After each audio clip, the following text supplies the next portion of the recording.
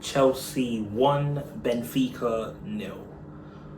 Honestly, I'm amazed I didn't fall asleep watching this game. But I fell asleep watching the Newcastle game on Sunday in the second half. I don't know how I fell asleep to that, but I was able to watch the full 90 of this because I think this game is a good example of where football's going, and I don't like it.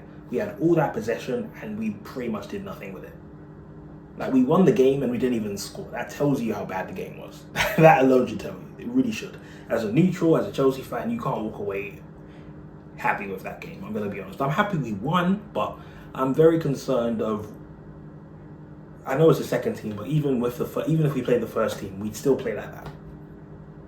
You know, not creating enough, taking too long to create, and then even if we get the first goal by some miracle, by some deflection or something, we wouldn't get the second, and then either we concede or we just luckily we see out the result like we did with today.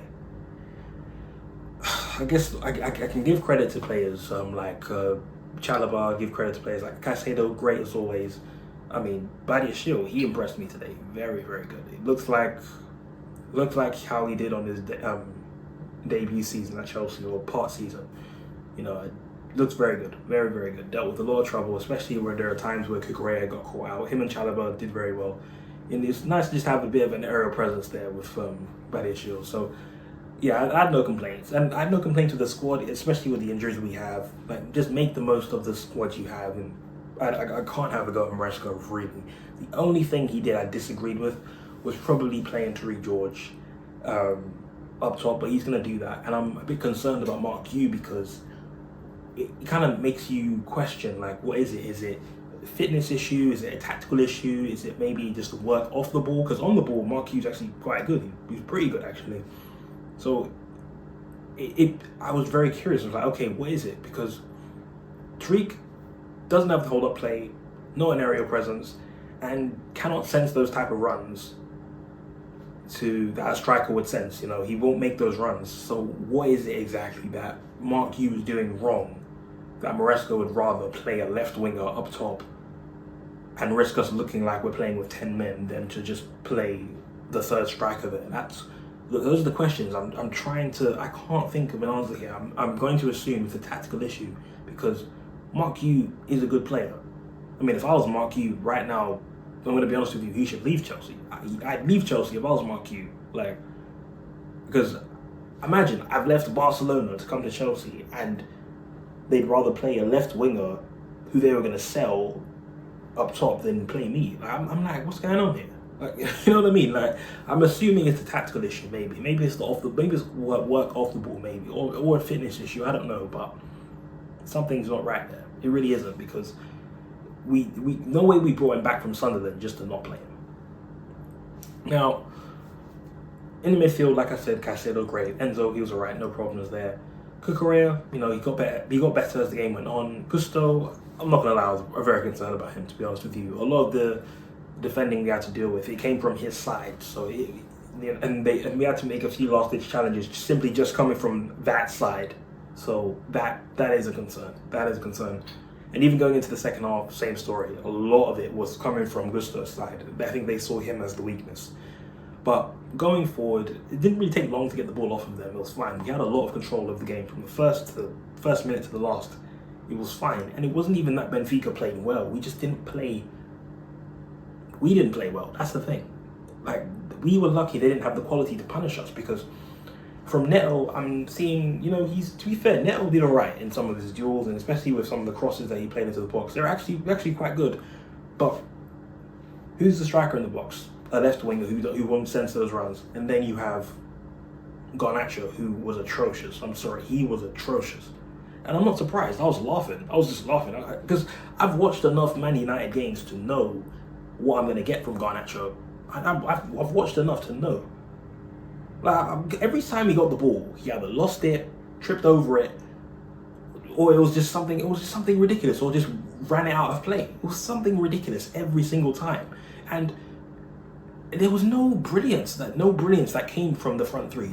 There's no brilliance there. Like, there are a lot of times where we got Garnacho, we were able to isolate their fullbacks and give Garnacho, you know, the freedom to do what he wants there. either lose it, run out of play, or there was one time where he cut in, and I thought, okay, maybe he's going to take a shot, but then hang on a minute, their defender's there, so he's not going to take the shot now. Turns around, loses the ball, and then Benfica, I think they try to attack, and then we have to get the ball back, and it's like.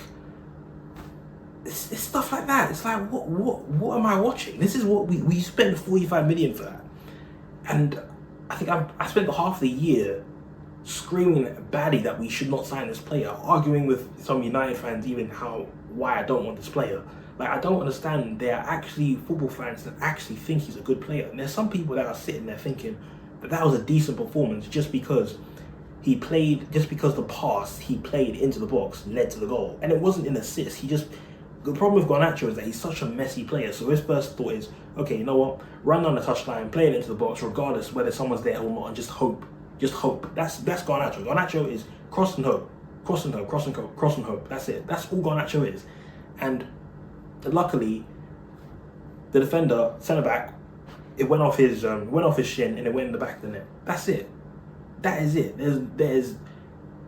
It wasn't like a stroke of brilliance from Garnacho. It really wasn't. And I don't mean to sound like a hater, but it's not. It really isn't. Like, if you've watched enough United games, you will understand what I'm saying. It was not a good performance. It was not a decent performance from him or an average one. It was just, to be fair, an average performance from Garnacho is a terrible one.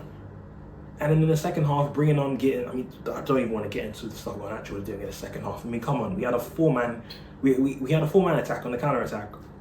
The dude skies it, especially with the options he has. He skies it. Like, what am I supposed to do with that? Then we bring on Gittins, who it's a tug of war, to be fair, on who was worse between him and Garnacho, because Gittins as well, he was losing the ball. He couldn't keep it to save his life. So that and he was also bumping. He was running into players. He couldn't keep the ball to save his life.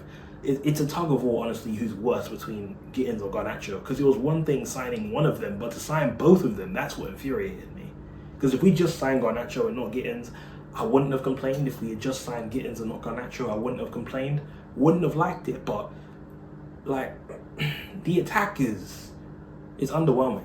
It's underwhelming. It's uninspiring. And when Esteval came on, you saw the brilliance there. I mean, he's not a worldie, but you saw someone gliding past players easily. You saw João Pedro came on, and you saw players starting to double up on him. You saw a bit of personality, but come on, it's like when you spend 90 million on Gittins and Garnacho, and I know I always have to bring up that number because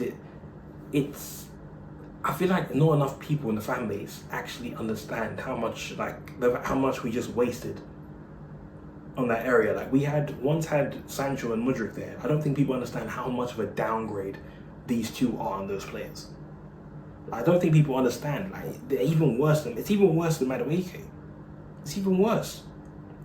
I don't think people understand how much we've downgraded in that area. And in the second half, again, I don't recall this. I don't think there's a single chance we created. Actually, no. There was a chance, actually a pass from Enzo he played. He played the ball into the box, and then Esteval, I don't know if it was onside or not, but header, keeper saves it. It was, to be fair, it was a decent try from Esteval. Apart from that, I don't recall any other chance. I think there was one, I think João Pedro almost got, but I think it went off the keeper. Yeah, so yeah, apart from that, I think those are two chances I think we had. But we didn't really do it. I don't think we did enough in the second half to batter them. And that's the thing, like, we need to batter teams, like, especially with our level of defending, we need to start scoring goals, and we're not scoring enough. That's the problem, and that's the thing. I said last season, if we can't defend, we're gonna have to outscore teams, and we're not doing that enough. A better team would have punished us today. And don't get me started. Another red card, seriously. Like, we had 30 seconds left. 30 seconds left, and and João Pedro gets a red. I mean, he got a yellow card. You got a yellow card like 10 seconds after coming on. Like, how do you get a yellow card less than a minute after coming on? That's the first thing. And then to end the game with a red. Like, really? It's 3 red cards in 4 games. Like, what's going on here?